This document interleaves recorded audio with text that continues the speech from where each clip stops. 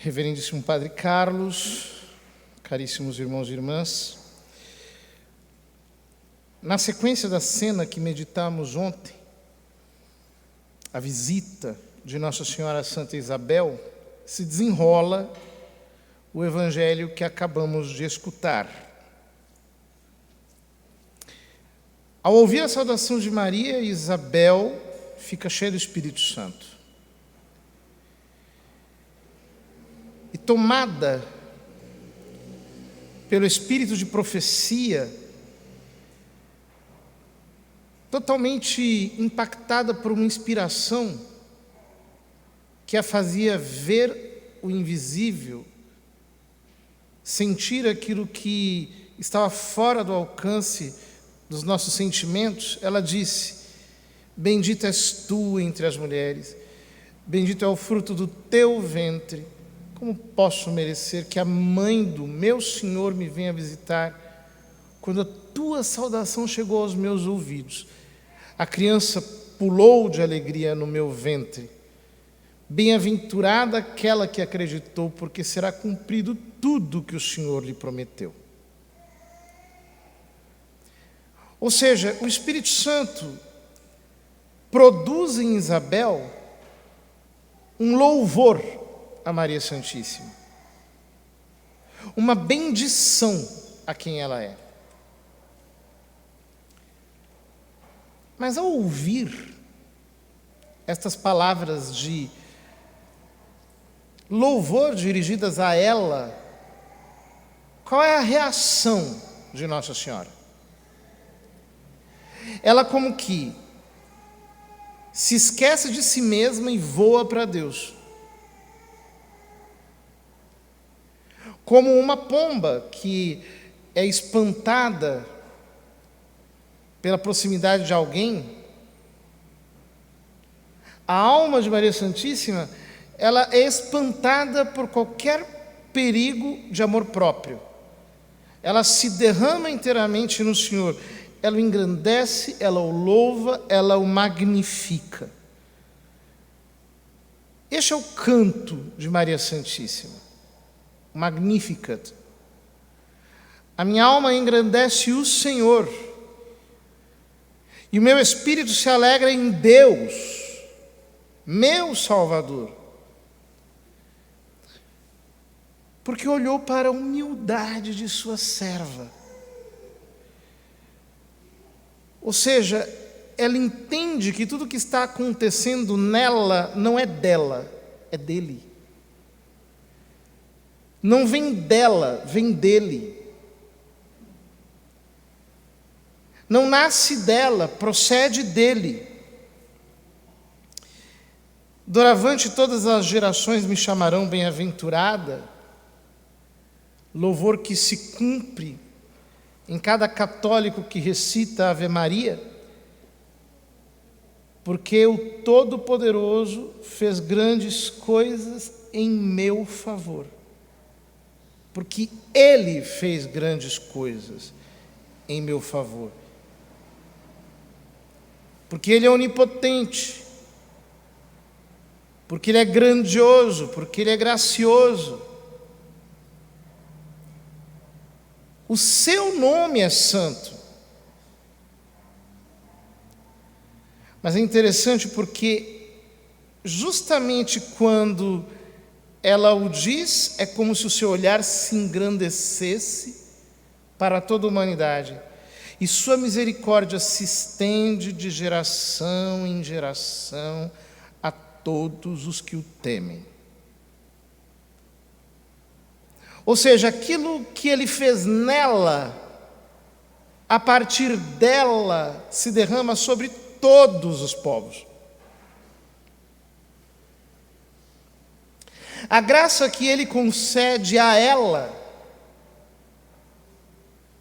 é graça que irá se estender a todas as nações.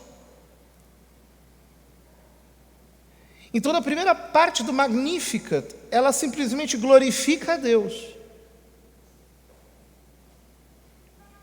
pelo que Ele fez nela e dela por todos os povos.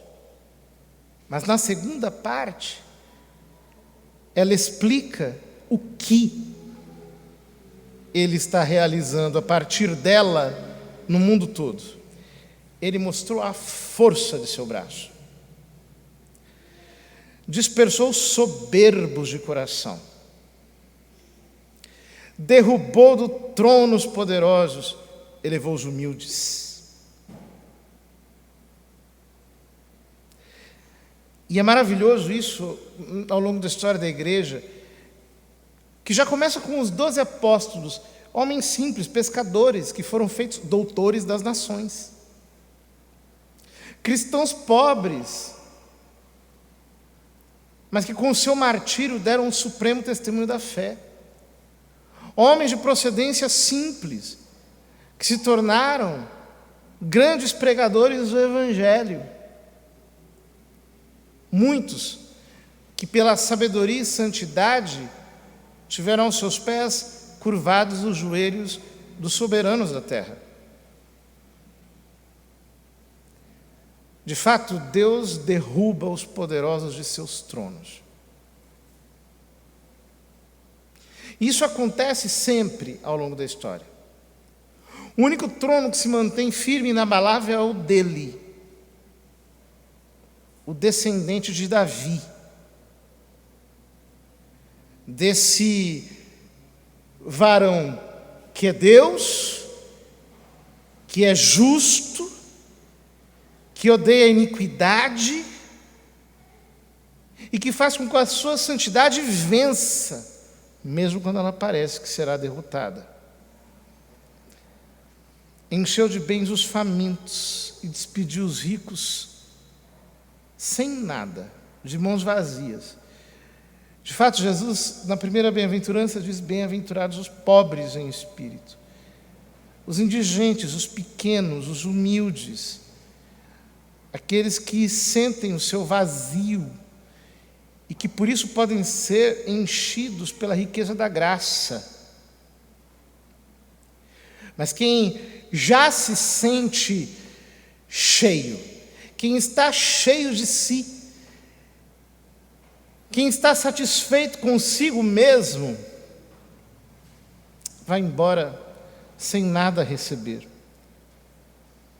Socorreu Israel, seu servo, lembrando-se de sua misericórdia, conforme prometera a nossos pais, em favor de Abraão e de sua descendência para sempre.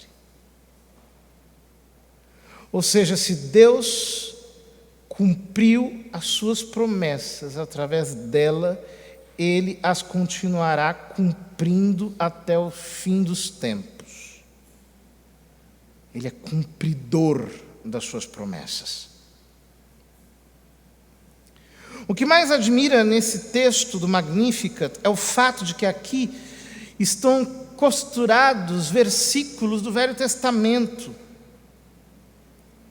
que são magnificamente juntados um ao outro, de tal modo a comporem um hino próprio. Não é uma mera justaposição, não é como uma coxa de retalhos. Ela toma a realidade de quem ela é e, tomando as Escrituras como próprias, apropriando-se delas, o que mostra que ela efetivamente é uma mulher impregnada da palavra, totalmente possuída pela verdade da palavra. Ela voa para Deus com o impulso das divinas Escrituras. É como que, tomada pela força da inspiração bíblica, que ela se derrama em contemplação diante da grandeza de Deus e descreve os favores que Ele realiza em favor de todas as gerações, através dela, que se vê pequena, que se vê indigente, que se vê verdadeiramente vulnerável diante de um Deus que é forte, poderoso, misericordioso e que se derrama sobre todos os pequenos, os vulneráveis, sobre todos os humildes, como se derramou sobre ela, porque é isso que Ele faz. É só isso que Ele sabe fazer. Essa é a história das Escrituras. Essa é a história do Deus da Bíblia. É o Deus que vem ao nosso encontro para nos levantar da nossa prostração, da nossa miséria. E essa menina, tão jovem, inspirada pelo Espírito Santo, é capaz de proclamar tudo isso como que um grande resumo da história da revelação de Deus para todos os povos. Isso significa que todos nós devemos, queridos irmãos e irmãs, nos impregnar das Escrituras. Nós devemos beber as Sagradas Escrituras de tal modo que elas se tornem a substância da nossa oração. O nosso relacionamento com as Escrituras precisa ser vivo, intenso. Precisa ser uma meditação contínua que brote dos nossos lábios em forma de louvor, ação de graças, adoração, súplica, consagração, entrega, intercessão. Para que nós não oremos de acordo com os nossos próprios sentimentos, mas que apoiados na palavra, alinhados com os seus princípios, nós efetivamente possamos contemplar a grandeza, a soberania deste Deus realizador de promessas. Ele vai cumprir as suas promessas. De modo como nós não imaginamos, Ele vai realizar aquilo que Ele prometeu. Ele nunca largou as rédeas da história. Se para o mundo quem conta a história são os grandes, para Deus quem a conta são os pequeninos. São aqueles cujo coração queima diante da sua palavra e que dia após dia são capazes de magnificar o Senhor, cientes da própria pequenez. Pensamos na Nossa Senhora que nós sejamos capazes de fazer isso todos os dias. Dizia Santo Ambrósio: esteja em nós a alma de Maria para engrandecermos o Senhor. Esteja em nós o Espírito de Maria para que possamos exultar nele. Que nós, portanto, exalemos Maria em todos esses seus sentimentos de engrandecimento daquele que era, que é e que vem. E contemplemos a sua grandeza, a sua glória, o seu poder, a sua misericórdia, a realização dos seus desígnios, todos cumpridos em Jesus Cristo no seu Natal.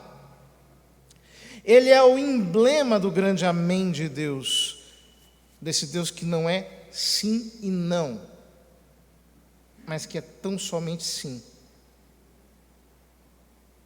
O Deus que cumpre os seus desígnios, passando por cima da arrogância de todos os prepotentes. Que a humildade de Maria nos eleve e que a elevação de sua alma